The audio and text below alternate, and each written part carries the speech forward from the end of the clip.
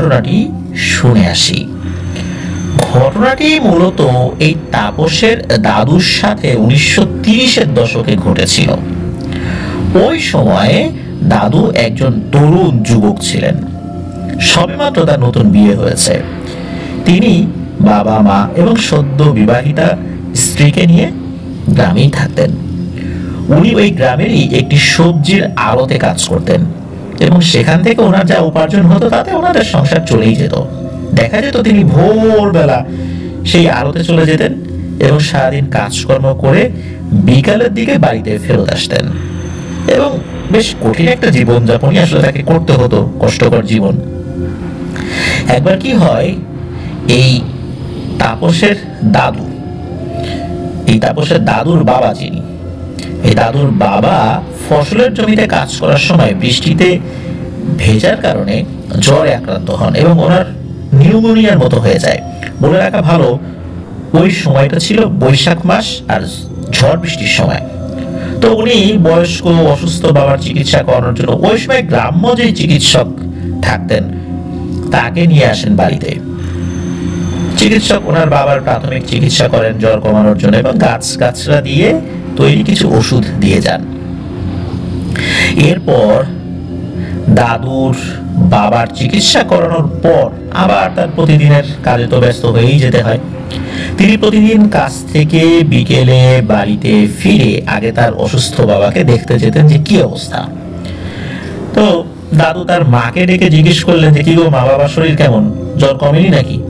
তো ওনার মা উত্তরে বলেন যে না রে বাবা, ওষুধে তো কোনো কাজ হচ্ছে না, জ্বরটা বারবার আসছে আর যাচ্ছে। তো মায়ের মুখে এসব কথা শুনে দাদু তো খুবই হতাশ আর চিন্তামগ্ন হয়ে পড়েন। তো দাদু তার বাড়ির উঠোনের একপাশে বসে চিন্তা করছেন যে বাবার অবস্থা তো দিন দিন শোচনীয় হয়ে যাচ্ছে, আমি কিভাবে তাকে সুস্থ করব। তো এভাবে হতাশ হলেও তো চলবে না, বসে থাকলেও তো চলবে না, যাই ডাক্তারের কাছে যাই। আবার তাকে নিয়ে আসছিলাম, তার কাছে গিয়ে বলি দেখি উনি কিছু করতে পারেন কিনা। তো উনি হাঁটতে হাঁটতে চলে গেলেন সেই ডাক্তারের বাড়ি। দুপুরের দিকে উনি সেই ডাক্তারের বাড়িতে ঢুকলেন। সেখানে গিয়ে তিনি ডাকাডাকি করছেন। তো ডাকাডাকি করার পর সেই ডাক্তারের স্ত্রী বাইরে এলো এবং জিজ্ঞেস করলো যে কি ব্যাপার। তখন দাদু সেই মহিলাকে সব কথা জানালেন। সব কথা শুনে সেই ডাক্তারের স্ত্রী জানালেন যে ডাক্তার সাহেব তো দুপুরের খাওয়া দাওয়া করে এখন ঘুমাচ্ছেন, সন্ধ্যাবেলায় এসে দেখা করতে। তখন এই যে তাপসের দাদু ডাক্তার সাহেবের স্ত্রীকে তো হাত জোর করে অনেক অনুরোধ করলেন যে সন্ধ্যার সময় কিভাবে আসবো, আমার তো কাজ আছে আর আমার বাবার অবস্থা তো ভালো নেই, এভাবে অনেক অনুরোধ করলেন আর কি। আর এটা অনুরোধ করলেন যে ডাক্তার সাহেবকে এখন একটু ডেকে দিতে। তো ছেলেটার অনেক কাকুতি মিনতি দেখুনি বলে আচ্ছা ঠিক আছে, তুমি বাইরে অপেক্ষা করো, আমি ডাক্তার সাহেবকে ডেকে আনছি। তো একটু পরে সেই ডাক্তারবাবু চোখ ডলতে ডলতে ঘরের বাইরে এলেন এবং দাদুকে দেখে চিনতে পারলেন যে এই দাদুর বাবাকে তো উনি চিকিৎসা করেছিলেন। এর আগের বারও দাদুই এসে এই ডাক্তার সাহেবকে বাড়ি থেকে নিয়ে গিয়েছিলেন আর কি।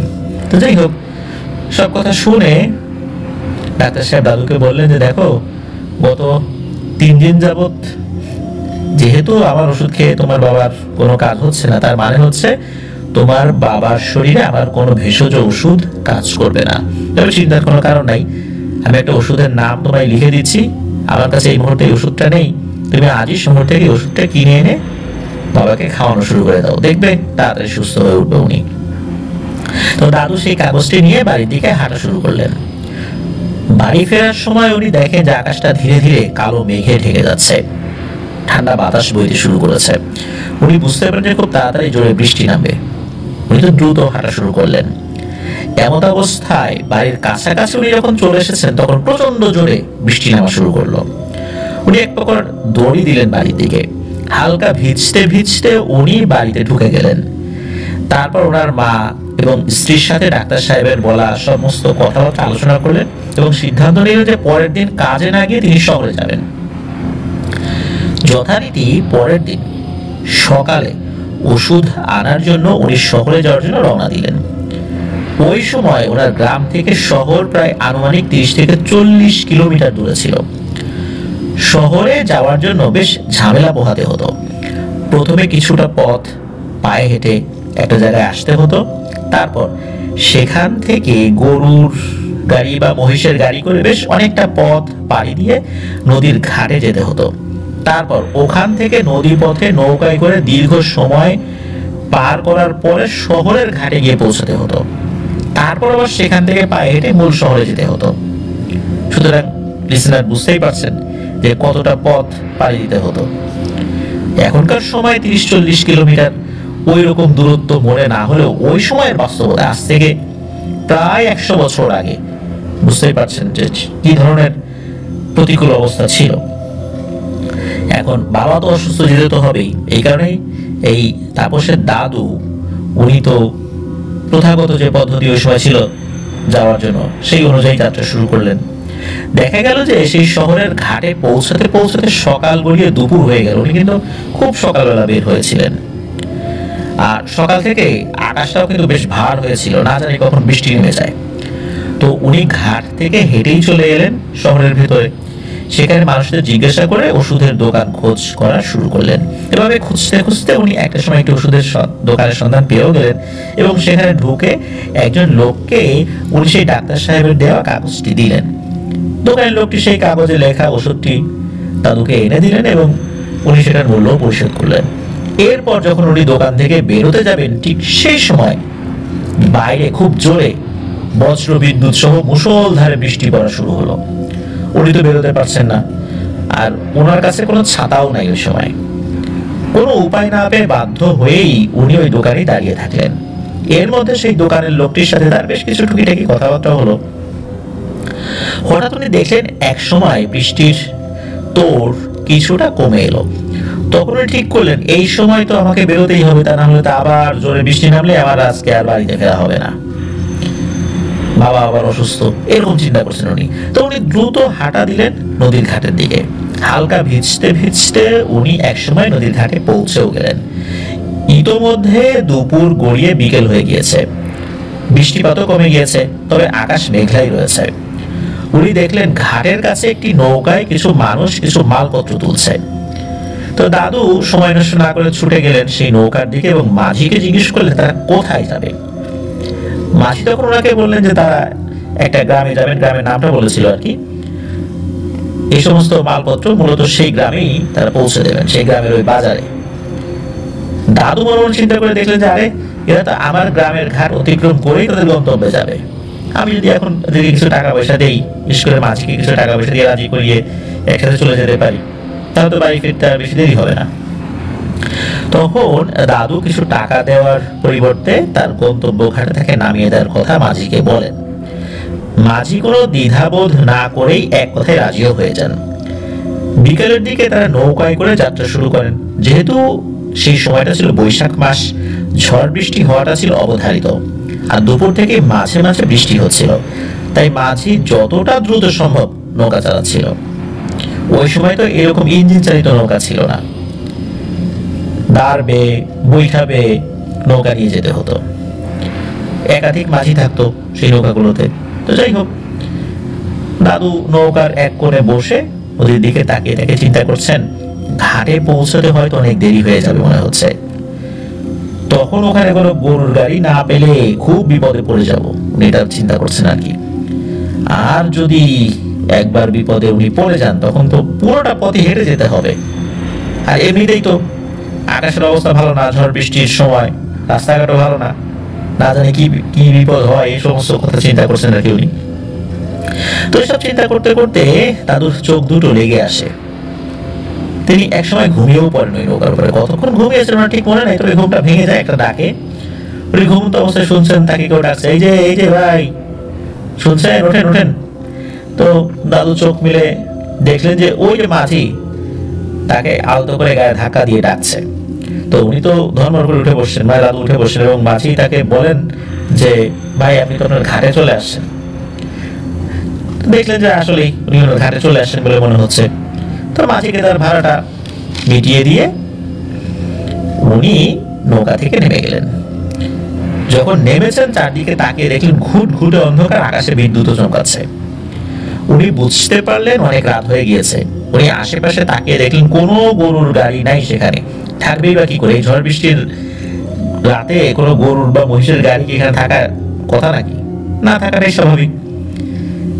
চারিদিকে কেমন যেন নিস্তব্ধ, শুধু কিছু পোকার ডাক শোনা যাচ্ছে। মাঝে মাঝে আবার ব্যাঙও ডেকে উঠছে। পোকার ডাক বলতে ঝিঝি পোকার ডাক ভেসে আসছে আর কি। উনি পেছনে ঘুরে তাকিয়ে দেখলেন সেই নৌকাও সেখান থেকে অনেকটাই দূরে চলে গিয়েছে। অন্ধকারে নৌকাটি ওভাবে দেখা যাচ্ছে না, তবে নৌকায় থাকা হারিকেনটা জ্বলছে মিটিমিটি করে। সেই অনুযায়ী নৌকা যে কতটুকু দূরত্বে গিয়েছে সেটা বোঝা যাচ্ছে। আস্তে আস্তে সেটাও দূরে অন্ধকারে মিলিয়ে গেল একটা সময়। কিন্তু এত সময়ে উনি তো গাড়ি পাচ্ছেন না, কি করবেন এখন? একসময় রাতের এই অন্ধকারটাও ওনার চোখে যেন সয়ে এলো। উনি দেখলেন আশেপাশে তাকিয়ে মোটামুটি বুঝতে পারছেন আর কি, আকাশ ঢাকা মেঘ থেকে কেমন যেন একটা ঘোলাটে আলোতে রাতের কালো অন্ধকারটা যেন অনেকটাই কমে গিয়েছে।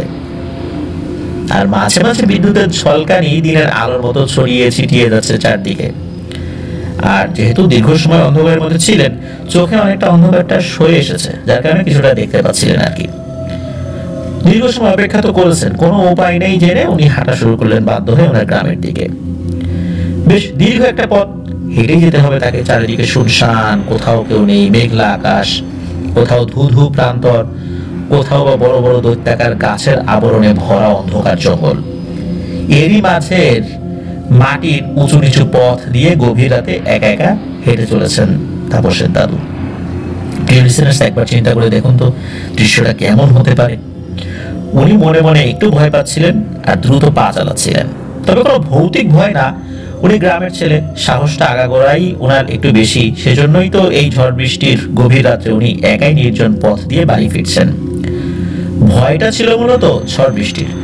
শহর থেকে সদ্য কিনে আনা ওষুধগুলো যদি বৃষ্টিতে ভিজে নষ্ট হয়ে যায়, কিংবা বৃষ্টিতে ভিজে যদি ওনার বাবার মতো উনিও অসুস্থ হয়ে যান, তাহলে তো পরিবারের আয়ের উৎসগুলো সবাই শয্যাশায়ী হয়ে যাবেন।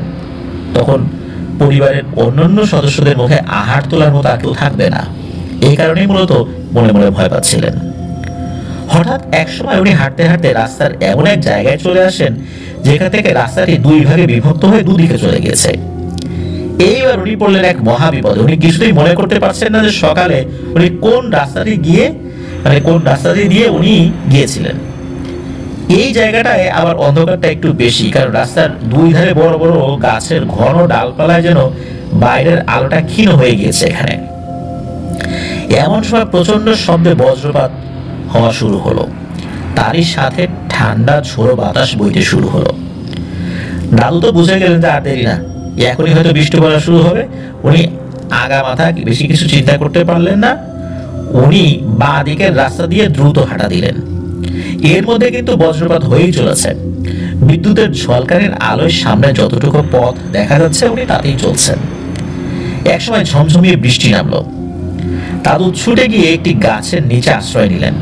তার কাছে আর কোনো উপায়ও নাই, কারণ এখানে আশেপাশে কোনো ঘরবাড়িও নাই যেখানে তিনি আশ্রয় নেবেন। তাই বাধ্য হয়েই তাকে বৃষ্টি না কমা পর্যন্ত এই গাছের নিচেই আশ্রয় নিতে হবে। একসময় তিনি দেখলেন বৃষ্টির তোড় যেন আগের থেকে আরো একটু বেড়েই গেল। প্রচন্ড জোরে বৃষ্টি শুরু হলো। এই জন্য আকাশ ফাটা বৃষ্টি।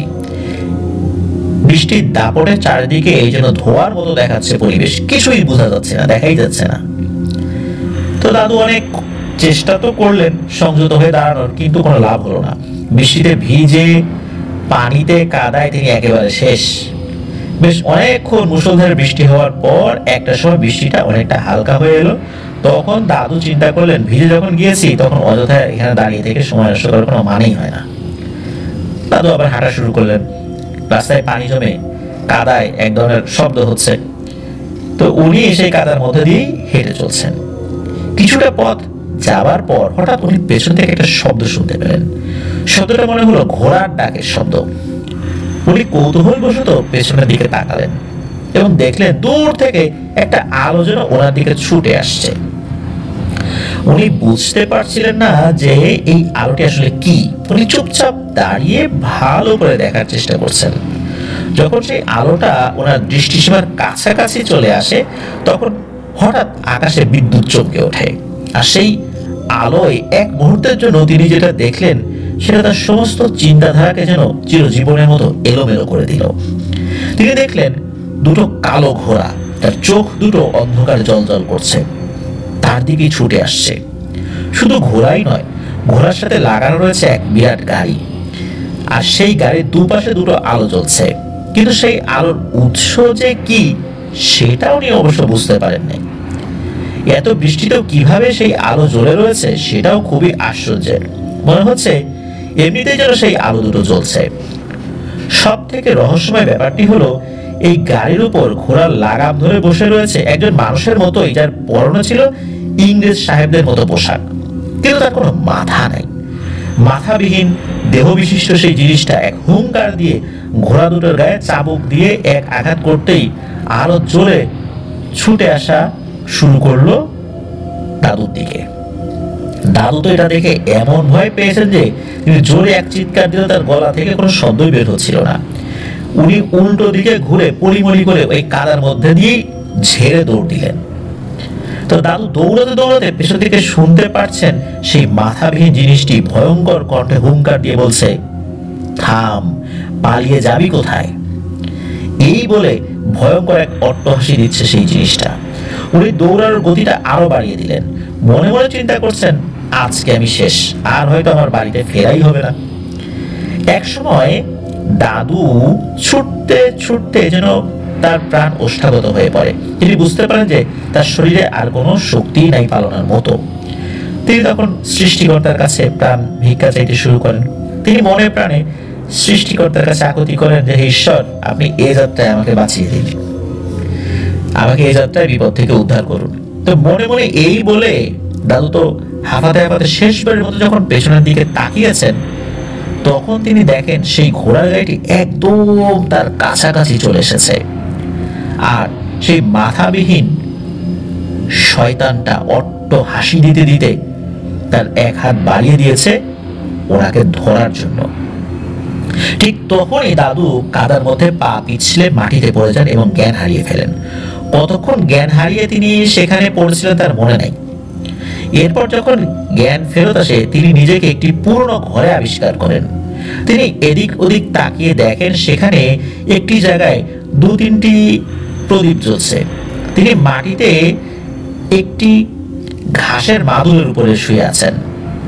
হঠাৎ দরজা খুলে পাশের ঘর থেকে একজন খুবই সুদর্শন প্রবীণ ভদ্রলোক হাতে একটি মাটির পাত্র নিয়ে ঘরে প্রবেশ করেন। তো দাদু ভালো করে সেই প্রবীণ ভদ্রলোকটিকে দেখলেন। ওনার মুখ ভর্তি লম্বা সাদা দাড়ি, গৌরবর্ণ সাদা আলখাল্লা জাতীয় পোশাক পরা, মাথায় সাদা কাপড়ের একটি পাগড়ি রয়েছে। তো দাদুর ওনাকে দেখেই মনে হলো যে ইনি দরবেশ টাইপের কোন একজন মানুষ, আর ওনাকে দেখার পর অদ্ভুত একটা ভক্তি ভাব চলে এলো ওই ব্যক্তিটার প্রতি। তো সেই রহস্যময় প্রবীণ ভদ্রলোক জীবনের একটা বিশাল বড় উপকার করেছেন দাদুর আর কি। তো দাদু চিন্তা করছেন যে এই ভদ্রলোকটি তার জীবন বাঁচিয়েছে, জীবনের সবচেয়ে বড় উপকার যেটা, এটাই হয়তো বা। তো যাই হোক, ওই রহস্যময় প্রবীণ ভদ্রলোক দাদুর কাছে এসে বললেন যে এই পানিটা খাও, তুমি তাড়াতাড়ি সুস্থ হয়ে যাবে। মূলত একটি পানির পাত্র উনি এগিয়ে দিয়ে কথাটি বলেছিলেন। আরো বললেন যে ভয় নাই, তুমি এখানে নিরাপদ। তো দাদু পানিটা খেলেন। এরপর ওই প্রবীণ ভদ্রলোকটিকে দাদু জিজ্ঞেস করলেন যে আচ্ছা, আমি কোথায় আছি আর আপনি বা কে? তখন ওই ভদ্রলোকটি উত্তর দিলেন, আমি কে সেটা জানাটা তোমার জন্য জরুরি নয়, আগে তুমি বলো তো তুমি গভীর রাতে এই রাস্তা দিয়ে কেন যাচ্ছিলা? তোমার কি জীবনের প্রতি মায়া নাই নাকি? তুমি জানো না এই জায়গাটা অভিশপ্ত, রাতের বেলা এদিক থেকেও যায় না। আমি যদি আজকে ঠিক সময় না আসতাম তাহলে হয়তো তুমি এ দুনিয়াতেই থাকতা না। তো দাদু উত্তরে বললেন যে আমি তো রাতে আধারে ঠিক পথ চিনতে পারি নাই, চিনতে ভুল করছিলাম, এখন কি করবো আর, কিন্তু আমি যে বেঁচে থাকবো এটা তো আমি ভাবতেই পারি নাই। ওই জিনিসটা তো খুবই ভয়ঙ্কর ছিল। তখন ওই প্রবীণ ভদ্রলোক বললেন যে ওই জিনিসটা যে কি সেটা আমি জানি।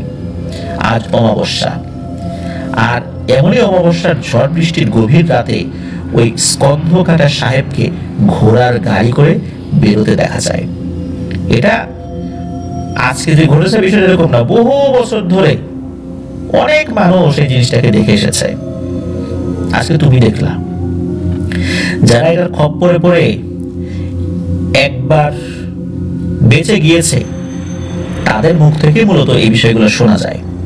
আবার অনেকেই এমন হয়েছে যে বেঁচে গিয়েছে আধা পাগল হয়ে গিয়েছে, বা বেঁচে গিয়েছে বদ্ধ উন্মাদ হয়ে গিয়েছে। আর যারা বদ্ধ উন্মাদ হয়ে গিয়েছে বা আধা উন্মাদ হয়ে গিয়েছে, এরাও একটা সময় অসুস্থ হয়ে মারা গিয়েছে। আর যারা সুস্থ ছিল তাদের মুখ থেকে মূলত পরিষ্কারভাবে বর্ণনাটা জানা যায়। দুর্ভাগ্যক্রমে তুমিও এর খপ্পরে পড়ে গিয়েছিলে, কিন্তু তুমি মন প্রাণ দিয়ে সৃষ্টিকর্তার কাছে সাহায্য প্রার্থনা করেছিলে। এই কারণেই আল্লাহ সুবহানাহু ওয়া তাআলা তোমাকে সাহায্য করেছেন। তুমি তোমার ধর্ম অনুযায়ী তুমি তোমার মালিকের কাছে সাহায্য প্রার্থনা করেছিলে, আল্লাহ শুনেছেন। তখন দাদু প্রশ্ন করেন যে আপনার নাম কি? তখন ওই প্রবীণ ভদ্রলোকটি উত্তর দেন, আমার নাম মৌলানা মোহাম্মদ বিন ইফতিখার শাহ। এর থেকে বেশি কিছু আর তোমাকে কিছু বলতে পারবো না, তবে আমি আল্লাহর কাছে দোয়া করি ভবিষ্যতে এই ধরনের বিপদে তুমি যেন আর না পড়ো। আর তোমার বাবা অসুস্থ, তাই না? তোমার বাবার জন্য আমি একটা গাছের শিকড় দিয়েছি, এটা বেটে খাওয়াবে, ইনশাল্লাহ উনি সুস্থ হয়ে যাবেন। আর কিছু সময় পর ভোর হয়ে যাবে, তুমি এখন নিশ্চিন্তে চোখ বন্ধ করে শুয়ে পড়ো। আমি এখন ফজরের নামাজ পড়ার প্রস্তুতি নেব, তুমি কিছুক্ষণ ঘুমাও। তুমি ঘুম থেকে উঠলে তোমাকে বাড়ি পৌঁছানোর ব্যবস্থা করবো ইনশাল্লাহ। ওনার মুখে এই ধরনের আশার বাণী শোনার পর দাদু গভীর ঘুমে হারিয়ে যান। যখন আর ঘুম ভাঙে তখন উনি নিজেকে ওনার ঘরের বিছানায় আবিষ্কার করেন।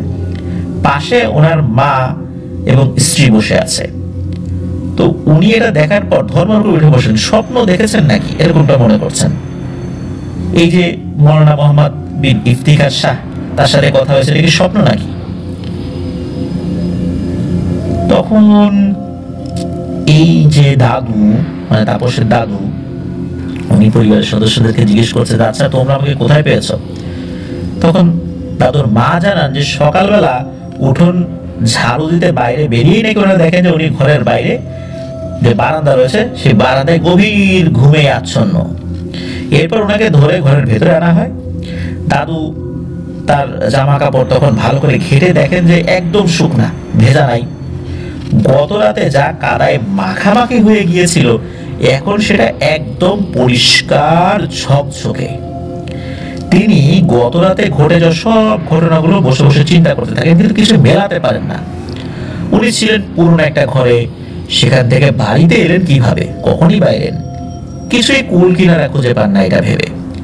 হঠাৎ জামার পকেটে হাত দিয়ে দেখেন সেই প্রবীণ ভদ্রলোকের দেয়া সেই শিকড়টা এখনো রয়েছে। তিনি তখন বুঝতে পারেন যে গত রাতে তার সাথে যা যা ঘটেছিল সবই সত্য। কিন্তু সেই প্রবীণ ভদ্রলোকটি কে ছিল, কেনই বা তাকে সাহায্য করেছিল, এসব ব্যাপারে চিন্তা করে তিনি কোনো ব্যাখ্যা খুঁজে পান নাই। এরপর সেই শিকড়টি বেটে ওনার বাবাকে খাওয়ানোর পর আল্লাহর রহমতে উনি সুস্থ হয়ে যান। এরপর উনি নিয়মিত ধর্মকর্ম করতেন এবং উনি ওনার নিজের ধর্ম পালনে খুব অ্যাক্টিভ হয়ে যান আর কি। পরবর্তীতে উনি ওনার পরিবারের সদস্যদের কাছে এই ঘটনাটি বলেছিলেন। ওই মুহূর্তে বললে ওনাকে পাগল টাগল বলতো যে তুই ভুলভাল বলছিস। পরবর্তীতে উনি বিষয়টা বলেছিলেন আর কি, বিশেষ করে শেকড়টা খাওয়ানোর পর আল্লাহর রহমতে যখন ওনার বাবা সুস্থ হয়ে যান এরপর। তবে উনি এই বিষয়টা যখন ফেস করেছিলেন এরপরে উনি জানার চেষ্টা করেছিলেন যে ওই ঘটনাটা কেন ওনার সাথে ঘটেছিল, ওই স্কন্ধ কাটাটা কে ছিল। কারণ উনি আগে এই বিষয়গুলো আসলে শোনেন নাই, কারণ সংসারের অভাব অনটনে কঠিন কাজ করতে করতে এই সমস্ত ভূত প্রেতের ঘটনা শোনার মতো অবকাশ ওনার হয় নাই। পরবর্তীতে উনি এইটার তথ্য অনুসন্ধান করতে পেরেছিলেন। সেটা হলো যেই রাস্তা দিয়ে উনি রাতের বেলা ভুল করে ঢুকে গিয়েছিলেন, মূলত ওই রাস্তাটা স্কন্ধকাটা সাহেবের রাস্তা নামে বেশিরভাগ মানুষ জানতো। জানা যায় সেই 1930 সালের আরো আগে, মানে ওই 1930 সাল থেকেও আরো 50 বছর আগে এক রাতে ওই রাস্তা দিয়ে একজন ইংরেজ সাহেব তার ঘোড়া গাড়ি করে তার বাংলোতে ফিরছিলেন। তার গাড়িতে তৎকালীন মুদ্রার কিছু পুটলি ছিল, কিন্তু সেই জায়গায় যে ডাকাতদের একদল ঘাপটি মেরে আগে থেকে লুকিয়েছিল, তার আসার সংবাদ তো আগে থেকেই ডাকাতরা পেয়ে গেছে, এই জন্য মূলত ওখানে লুকিয়েছিল। আর তাকে আক্রমণ করার জন্য তারা একদম প্রস্তুতি নিয়ে বসেছিল, সেটা তো ওই ইংরেজ সাহেব জানতেন না। ডাকাতেরা একসময় ঝাঁপিয়ে পড়ে তার উপর এবং ধারালো অস্ত্র দিয়ে আঘাত করে ঘোড়া দুটোর সামনের পাগুলি ছিন্ন ভিন্ন করে মেরে ফেলে। এরপরে গাড়ির ভেতরে যা ছিল সব লুট করে নেয়। এখানেই থেমে থাকে না, ডাকাত সর্দার তরবারির এক কোপে সেই ইংরেজ সাহেবের মাথা কেটে ফেলেন এবং সেই মাথাটি জঙ্গলে ছুঁড়ে ফেলে দেয়। এই ঘটনার বেশ কয়েকদিন পর থেকে প্রত্যেকেই অমাবস্যার রাতে কোনো মানুষ সেই রাস্তা দিয়ে হেঁটে গেলেই ওই স্কন্ধকাটা সাহেবকে ঘোড়ার গাড়ি করে তাড়া করতে দেখতো। অনেক মানুষ ওটাকে দেখেছে। এখনো নাকি ওই রাস্তাটা রয়েছে, তবে আগের মতো এরকম শুনশান নাই, এখন সেটা পাকা হয়ে গেছে। তবে এখনো নাকি এই ঘটনা ঘটে চলছে, তবে আগের মতো রেগুলার ঘটে না, অনেকদিন পর পর কেউ কেউ এটা ফেস করেন। এটাই ছিল ঘটনা। প্রিয় লিসেনার্স, আমি কয়েক বছর আগে ফরিদপুর জেলার বোয়ালমারী উপজেলার সাতোল বাজার থেকে ইচাখালী গ্রামে যাওয়ার যে পাকা রাস্তাটা, ওই পাকা রাস্তার পাশে একটা জায়গা আমাদের এলাকায় একজন মুরব্বীকে দিয়ে দেখিয়েছিলাম। উনি এটার বিষয়ে স্টেটমেন্ট দিয়েছিলেন। ওখানে একটা পাকড় গাছ ছিল, যে পাকড় গাছে গলা কাটা সাহেব থাকতো। ওই গলা কাটা সাহেব একটা ঘোড়াতে চড়তো এবং ঘোড়ার গলায় একটা ঘন্টা ছিল। ওই গলা কাটা সাহেব যখন ওই পাকড় গাছ থেকে নাকি ওই ঘোড়ার পিঠে চড়ে নামতেন, ওই ঘন্টায় ঢং ঢং ঢং এরকম শব্দ হতো। মানুষ রাতের বেলা তার ঘরেতে থেকেই সেই শব্দ শুনে আতঙ্কিত হতেন যে এই যে গলা কাটা সাহেব বের হয়েছে। তার নাকি মাথা ছিল না। এই পাকড় গাছটা অনেকদিন ছিল। এই পাকড় গাছটি মারা গেলে সেই পাকড় গাছের এই কাঠ দিয়ে স্থানীয় একটি মাদ্রাসার ফার্নিচার থেকে শুরু করে মাদ্রাসার যে কাঠামোটা তৈরিতে এই কাঠ ব্যবহৃত হয়েছিল। এটা কেউ বাড়িতে ব্যবহার করে নাই, এটা মাদ্রাসার কাজে ব্যবহৃত হয়েছিল। এখনো সেই মাদ্রাসাটা রয়েছে। আমি এই বিষয়ে এটা একটা ভিডিও আপলোড করেছিলাম সেই জায়গাটা নিয়ে, আপনারা অনেকেই দেখে থাকবেন সেটা। আসলে এই ধরনের এই গলা কাটা সাহেবের ঘটনাগুলো অনেক আছে, বিভিন্ন জায়গায় রয়েছে। তবে ওই পাকড় গাছ মারা যাওয়ার পরে আর কখনোই ওই গলা কাটা সাহেবকে ওই রাস্তায় আর দেখা যায়নি। এই গলা কাটা সাহেব কোত্থেকে এলো, কেনই বা ওই গাছটা মারা যাওয়ার পরে চলে গেল, এই বিষয়ে কেউ জানে না। সাধারণত কোথাও এই ধরনের ঘটনা ঘটলে সেখানে অনেক দুষ্ট জিনেরা সেই রূপ ধরে মানুষকে ভয় দেখানো শুরু করে। আর আগেকার দিনে যারা ডাকাতরা থাকতো, তারা জমিদার, তারপর ইংরেজ, এদেরকে লুট করতো। জমিদাররা যেমন সাধারণ মানুষকে শোষণ করতো, ইংরেজরা যেমন সাধারণ মানুষকে শোষণ করতো, তাদের জন্য একটা মূর্তমান আতঙ্কর নাম ছিল হচ্ছে এই ডাকাত। ডাকাত যদি একবার কোনো ইংরেজ সাহেবের বাড়িতে হানা দিত বা জমিদার বাড়িতে হানা দিত, একদম ম্যাসাকার করে ছাড়তো, লুটপাট তো করতোই, একটাকেও জীবিত রাখতো না। এরপর কিন্তু ওরা যখন চলে যেত তখন ওই বাড়িগুলো একদম হানাবাড়ি হয়ে যেত। এখনো কিন্তু ভারতে অসংখ্য এরকম ঘরবাড়ি রয়েছে যেগুলো হানাবাড়ি হিসেবে পরিচিত। ওই বাড়িতে পরবর্তীতেও আর কেউ থাকে নাই, তারপর ওই বাড়িতে অন্য কোনো কর্মকাণ্ড হয় নাই, ধ্বংসস্তূপ হয়ে রয়ে গিয়েছে। এখনো ওই সমস্ত বাড়ি ঘরের ওখানে গেলে মানুষ ভয় পায়। ধন্যবাদ জানাচ্ছি আবারও শোভন দাসকে।